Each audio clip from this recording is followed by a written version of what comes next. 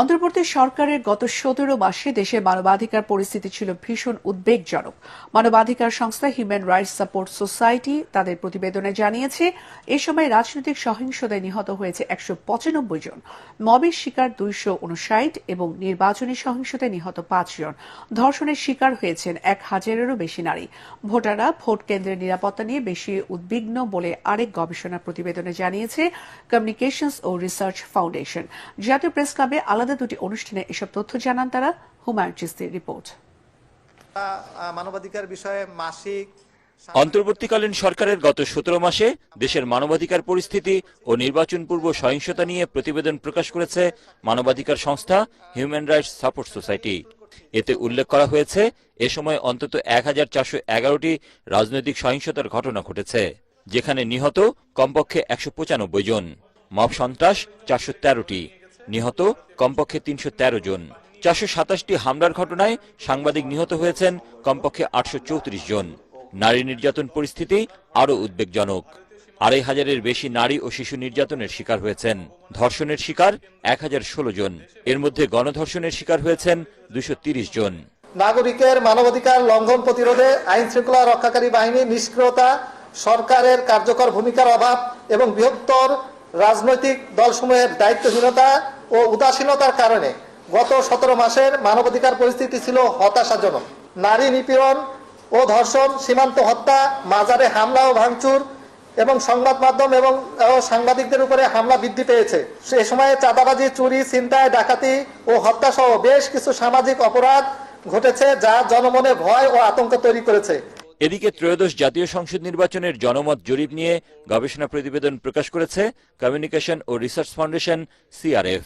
নির্বাচনে ধর্মের চেয়ে দুর্নীতি ও দ্রব্যমূল্যকেই সাধারণ মানুষ বেশি গুরুত্ব দিচ্ছে বলে প্রতিবেদনে উঠে এসেছে।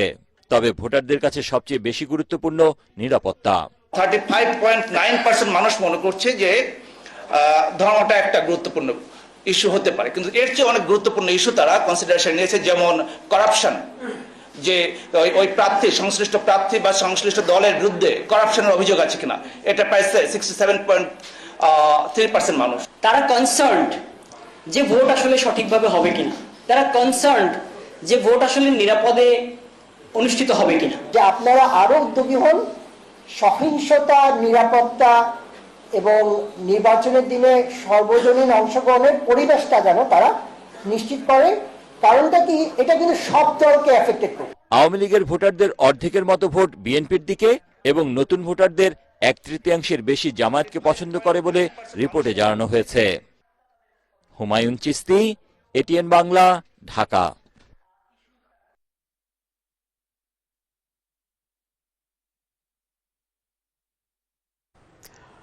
ত্রয়োদশ জাতীয় সংসদ নির্বাচনের বাকি আর মাত্র 8 দিন। শেষ সময়ে প্রচার প্রচারণায় ব্যস্ত প্রার্থীরা। ভোটারদের মন জয়ে বিভিন্ন প্রতিশ্রুতি দিচ্ছেন প্রার্থীরা। একই সাথে চলছে গণসংযোগ, উঠান বৈঠক। প্রতিনিধিদের পাঠানো তথ্যচিত্রে রাজধানী সহ সারা দেশে নির্বাচনী প্রচারণার খবর জানাচ্ছেন ঐশী গোস্বামী প্রমা। নানা জল্পনা, তর্ক বিতর্ক, এরই মধ্যে 12 ফেব্রুয়ারি অনুষ্ঠিত হতে যাচ্ছে ত্রয়োদশ জাতীয় সংসদ নির্বাচন। আর গণভোটের কারণে এবারের নির্বাচন কিছুটা ব্যতিক্রম। প্রার্থীদের প্রচার প্রচারণায় সরগরম রাজধানী সহ সারা দেশ। রাজধানীতে বিএনপি, জামায়াত, এনসিপি প্রার্থীদের মধ্যে চলছে এগিয়ে থাকা লড়াই। সকালে খিলগাঁও চৌধুরীপাড়া মাটির মসজিদ এলাকায় নির্বাচনী অফিস উদ্বোধন করেন এনসিপির আহ্বায়ক নাহিদ ইসলাম। অভিযোগ করেন, একটি দল পেশি শক্তির ক্ষমতা দেখিয়ে নারীদের উপর হামলা চালাচ্ছে। আগামী 12 ফেব্রুয়ারির পরে ঢাকা 11 আসনে আমরা কোন নারী নিপীড়নকারী, কোন সন্ত্রাসী, কোন চাঁদাবাজদেরকে আমরা রাখবো না। ইনশাআল্লাহ 12 ফেব্রুয়ারি তার পতন হবে। ঠাকুরগাঁও 1 আসনের নারগুন ইউনিয়নের কিসমত দৌলতপুর দাখিল মাদ্রাসা মাঠে পথসভা করেন বিএনপির মহাসচিব মির্জা ফখরুল ইসলাম আলমগীর। তিনি বলেন, যে দলের নেতাকর্মীরা নারীদের সম্মান দিতে জানে না, তারা ক্ষমতায় আসলে দেশের জন্য ভালো কিছু করতে পারবে না। নাটোরে দলীয় ইশতেহার ঘোষণা করেছে 11 দলীয় জোট সমর্থিত জামাতে ইসলামী। সকালে শহরের মাদ্রাসা মোড়ে নির্বাচনী অফিসে সংবাদ সম্মেলনের মাধ্যমে ইশতেহার ঘোষণা করেন নাটোর জেলা জামায়াতের নায়েবে আমির ও নাটোর 2 আসনের দাঁড়িপাল্লার প্রার্থী অধ্যাপক ইউনুস আলী। ঐশী গোস্বামী প্রমা, এটিএন বাংলা। রাতভর ইবাদত বন্দেগীর মধ্য দিয়ে শবে বরাতের আমল করলেন ধর্মপ্রাণ মুসল্লিরা। মঙ্গলবার এশার নামাজের পর থেকে জাতীয় মসজিদ, বাইতুল মোকাররম সহ দেশের বিভিন্ন মসজিদে রাত জেগে নামাজ, জিকির ও আল্লাহর কাছে ক্ষমা প্রার্থনা এবং রহমত কামনা করেন তারা। একই সাথে দেশ ও জাতির কল্যাণে করা হয় বিশেষ মোনাজাত। জামিল হাসান শান্ত রিপোর্টে বিস্তারিত। আল্লাহর নৈকট্য লাভের আশায় রাতভর ইবাদত বন্দেগী করেছেন ধর্মপ্রাণ মুসল্লিরা।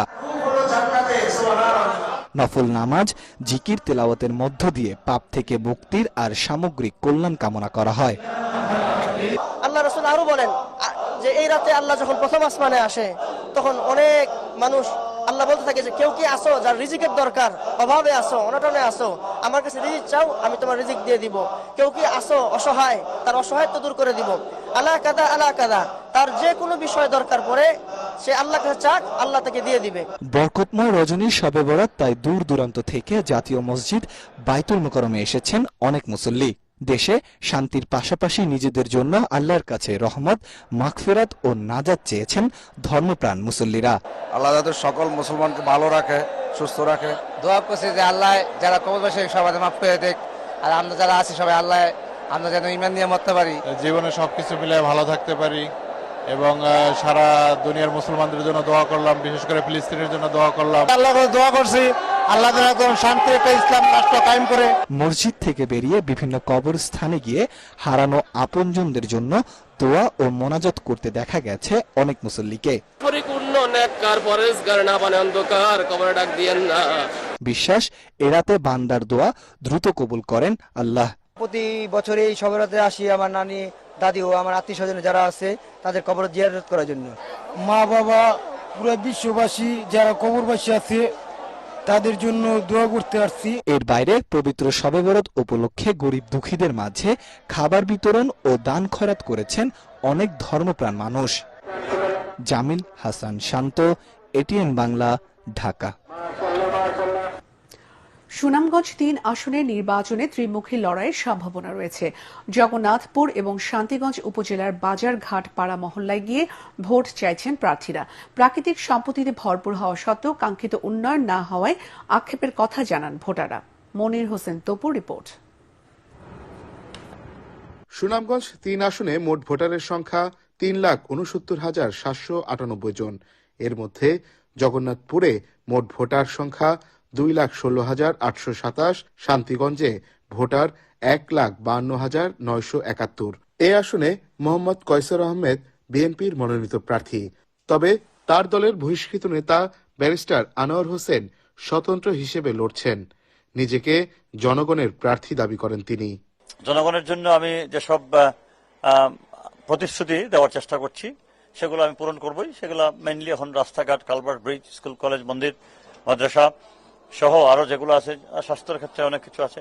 এই অঞ্চলের মানুষ যারা চায়, সৎ, নিষ্ঠাবান, শিক্ষিত মানুষ চায়, তো সেই প্রেক্ষিতে আমি তাদের কাছে যোগ্য প্রার্থী হিসেবে বিবেচিত। এদিকে জামাতের 11 দলীয় জোটের 3 জন প্রার্থী মাঠে আছেন। চূড়ান্তভাবে সিদ্ধান্ত না আসায় উন্মুক্ত অবস্থায় আছে এখনো।